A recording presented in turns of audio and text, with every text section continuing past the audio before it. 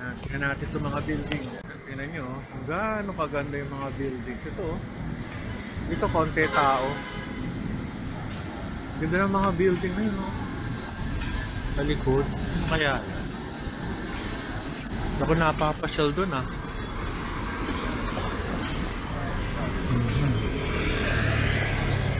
Doon sa dulo, St. Luke's.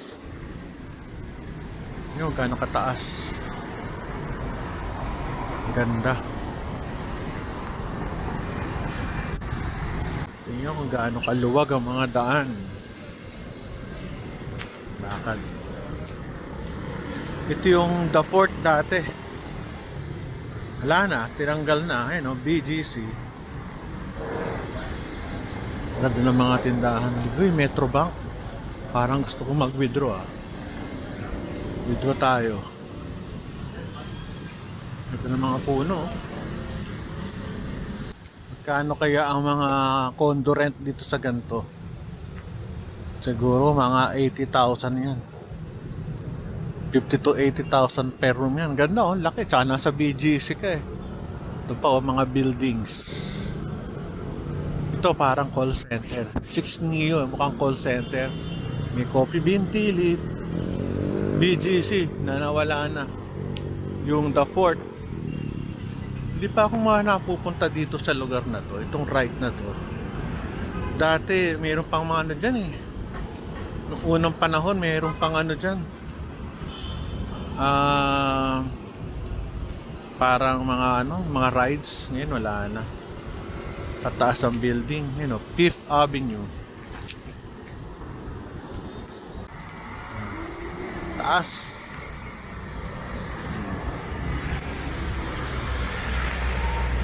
Ito parang mga condo na to. Tsaka ito offices, ito condo to. Pag medyo bato-bato. Luwag ng daan, no? Sabado ngayon, lalo na pag linggo ang luag. Ayos.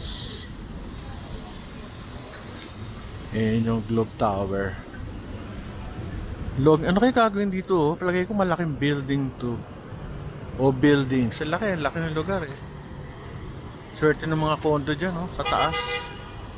Katabi niya, malaking mall sigurado itong malaki. Or offices, mahal ang lupa dito.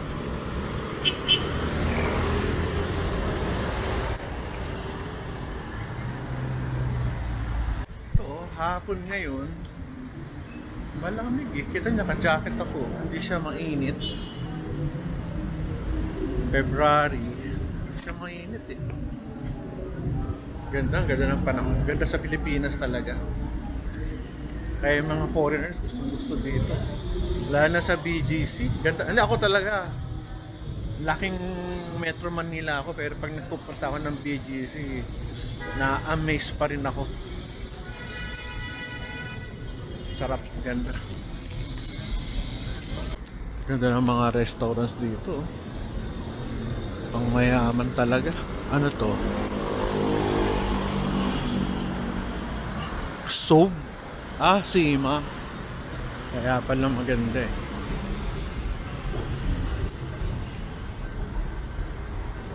Malapit lang pala eh. Kaya na oh. High Street na agad. Bilis. Ito magandang building din to eh. Nakapanik na ako sa building nito. Grabe, ang ganda. Meron tong restaurant dito na very exclusive sa taas. Ilang anong room floor? Ito sa taas niyan siguro mga 6 or 7 floor. Ganda. Ito nakaparada lang dito. Ayos ah. Ang ganda oh. High Street agad, ang bilis.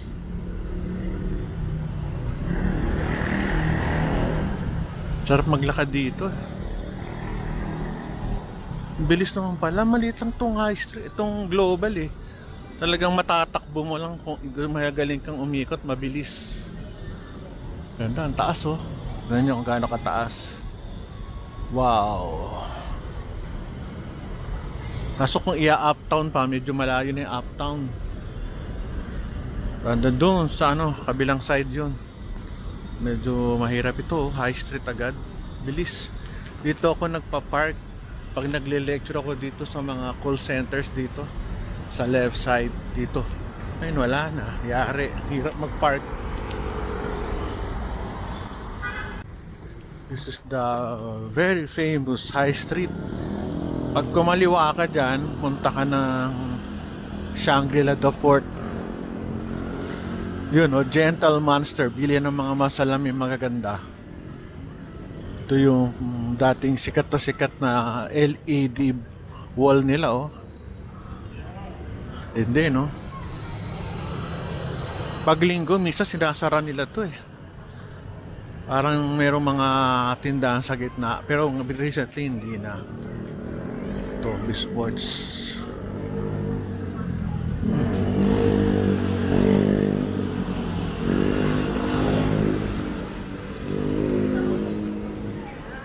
At may bumbero dito.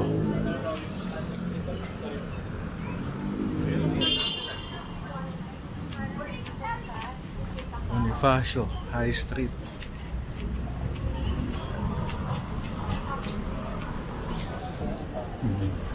Ganda. Daming tao. Tumitingin sa portal. Ayan o, UK. Yes. Bonifacio High Street.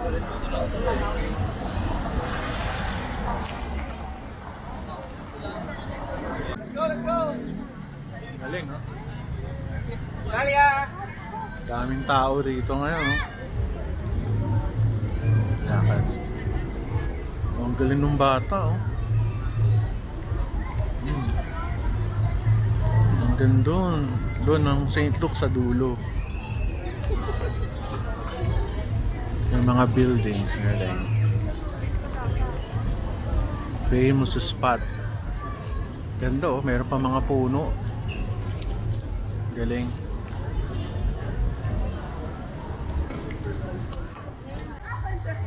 Daming tao ngayon, ha. Sabado kasi, eh. Doon yung bilihan ng mga mahal na relos. Sa labas, bilihan ng kotse. Ito yata Central Mall ang tawag dito. Wala kasi pangalan sa labas, eh. Yung Shake and Shack.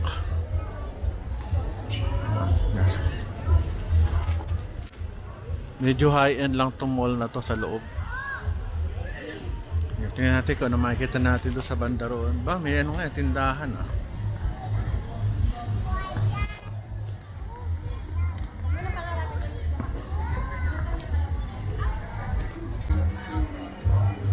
Yung maraming kainan, right and left. Pero high street pa rin to. Ngayon, meron silang event dito. Ano kaya to? Kape, sasakyan, mga kotse. Ayos, ah. Mga kotse.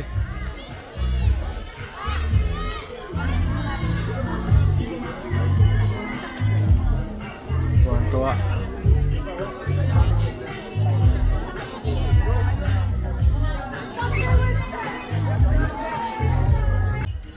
Dito tayo sa British exhibit. Yan, sa tayo, sa Global.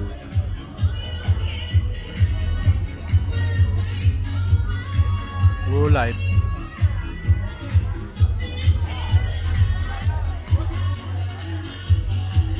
Ang mga meron pa rito, great.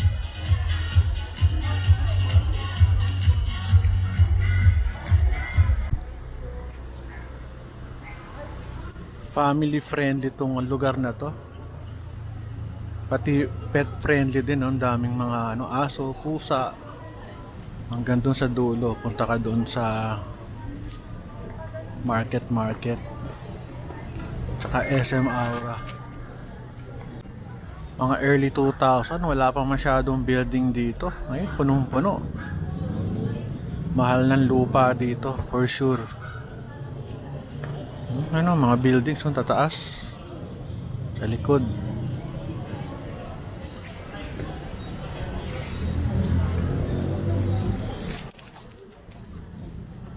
Grabe, no? Yaw-yaw, paborito ng mga bata. Sarap.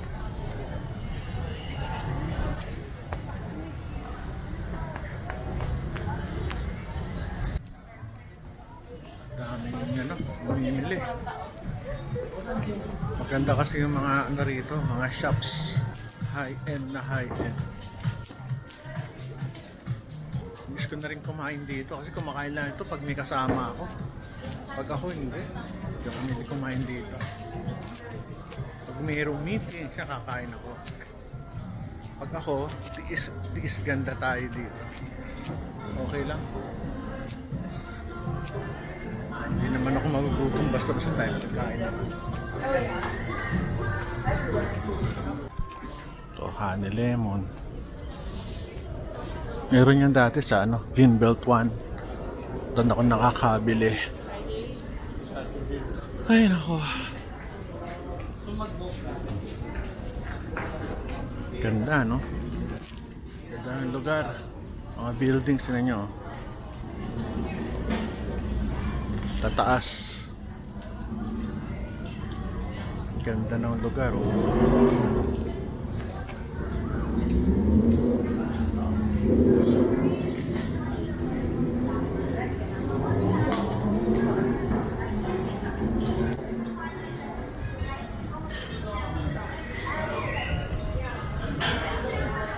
So, isang ikot lang tayo. Balik tayo sa 5th Avenue. Krispy Kreme, the best. Sarap. Yan yung kami mga doktor, katulad kami ni Mrs. Hindi kami masyadong bumibili ng mga donut o whatever, mga tinapay, kasi ang dami nagre-regalo, mga pasyente, tsaka mga kaibigan. Kaya ano tayo, yung Brothers Burger, masarap. Kahit mahal, malaman. Ito, Nike. Ano ba to? Nike nga.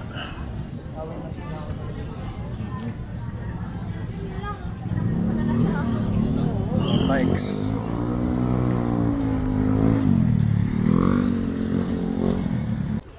Ang ganda ng pagkaka-open spaces dito.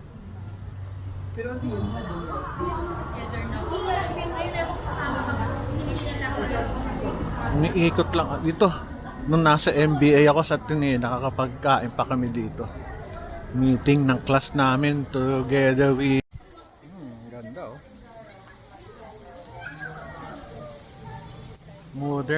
Modern city sa Metro Manila. Itong Manam, talagang grabe ang pila dito. Ang dami talagang kumakain. Masarap kasi Filipino foods. Ba't ibang klase? Fully book.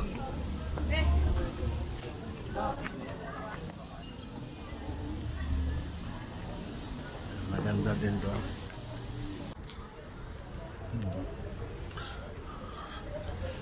To fully book.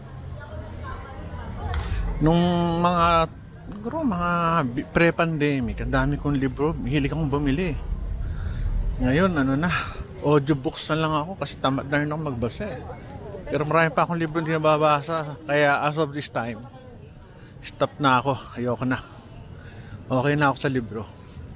Kasi yung mga ibang libro doon, pwede ko namang ulitin eh. Ito, fully book, papasok tayo. Patayin ko yung camera kasi baka bawal sa loob.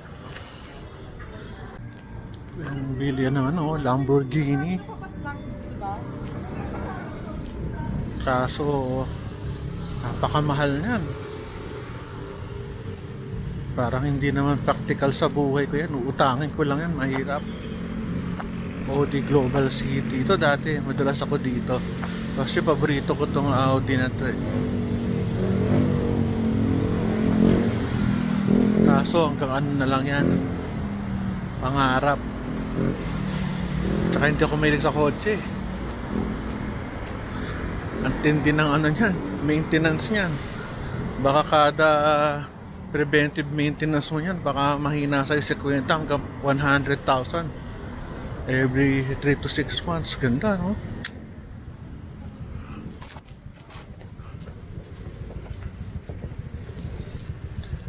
Ito, Serendra. Teka, Stop. Shout out. Thank you. Shout out daw. Ay nako.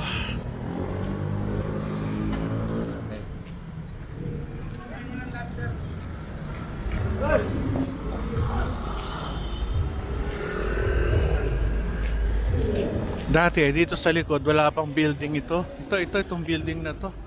Dito nagpapalipad dati ng mga helicopter, yung mga enthusiasts sa radio controlled aircrafts, airplanes. Ganda rito, no? Hindi pa gawa to. Tagal na tong buildings na to, ah. Sarang hindi pa tapos. Laking community to, oh. Community, Serendra. Magkano kaya ang unit dyan, tsaka parking? Hindi ka pwedeng mag-ano dyan. Hindi ako pwede dyan kasi may kotse kami. Mahal, uupa ka ng ganda ng kotse, oh. Mustang o Ford o whatever. Ayos, oh, yaman nila. Sana ako din mayaman.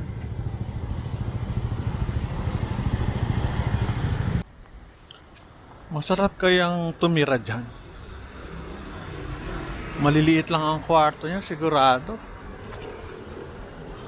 Magamit ako eh. Yung den ko nga, puro gamit eh. Baka yung laki niya, baka kasi laki ng den ko. Yung free space. Baka masikipan ako. Pero ang ganda ng ano, no? Ganda ng environment. At meron kang mga ano, tindahan sa gilid. Eksakto. Mahirap naman yung meron kang condo, so wala kang bibili ng mga pagkain at saka personal products. Mahirap. Ganda, oh, laki. Nagpapawisan na ako, ah. Mainit yung jacket ko. Yamat kasi ako ilagay sa galing ako ng workshop. Hindi ko na tinanggal yung jacket. Ayoko pumunta sa... Ay, ano to? Ang ganda. Hindi ko lang nakakita to. Meron palang area dito. Ayos, ah. Ganda, oh. Buildings. Hindi ako napunta rito. Hindi ko lang na meron pala dito. May boot camp. Taas.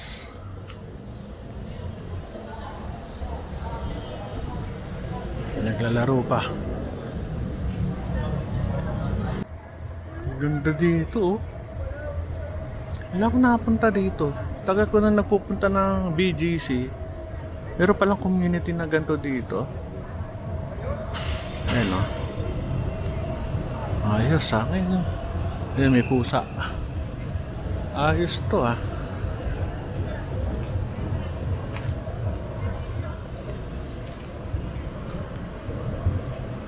Parang mix condo tsaka office. Ito condo to. Forma eh. Ngayon eh, veranda. Ito, magagandang tin. Ay, yung daming condo, grabe. Ayos pala dito, ah. At maraming halaman. Cute. May coffee shop. Sarap na kainan. Ayos, ah. Problema ito, parking. Sa ilalim, ayun, mukhang may parking sa ilalim. Wala kang problema. Problema dito, kapag marami ng buildings, magandang tingnan, pero mababawasan yung open spaces na may puno at damo. Maganda rin yung may mga damo at saka parang masarap sa mata yung may damo. Ang ganda ng forma nito. Pag nagkaroon ng buildings na wala na yan, matatakpan. Parang bahay namin dati. Kitang-kita yung mga bundok ng Rodriguez tsaka Antipolo. Ngayon, wala. Puro bahay. Natakpan yung view namin. Sayang. Saan ba ako lalakad? Dito yata ako. Anong tawid? Yun nyo, dati early 2000, damo lang to eh. Kasi nung yung binili to ng St. Luke's yung kanilang ano dito, may kilala ako. Namasyal ako rito early 2000. Kilala ko to. Si Emma. Kumusta, Emma? Wala. Hello, welcome to my channel. Hello. Si Emma Infante. Ano namin, kasama namin sa Philippine Society of General Surgeons. Staff. Lalakad siya. Ay nako. Sabihin, tapos na yung workshop na tinakasan ko.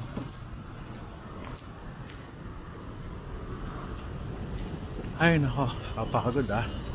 Pawis na ako ah. Ayos. Anong building to? Ngayon ko lang nakita to ah.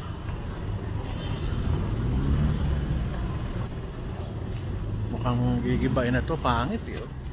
Sorry for the term. Kasi syempre compare mo rito, iba siya. Hindi naman pangit kasi likod tong tinitingnan ko eh. Puro aircon. Baka sa harap maganda. Ay nako.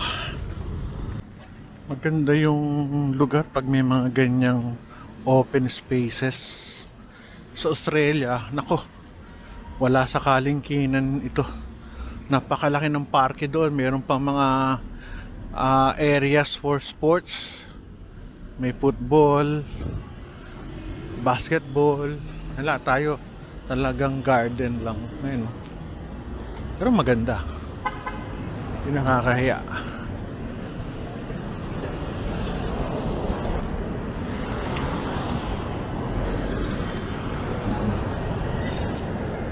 Ganda, no? Ay, malayo din nilakad ko ah. Siguro mga almost 8,000 steps din yun. Pampapayat.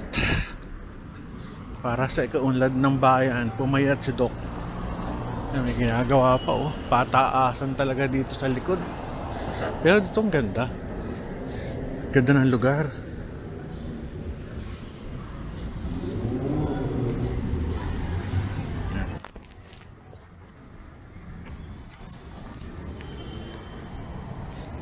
Ayos.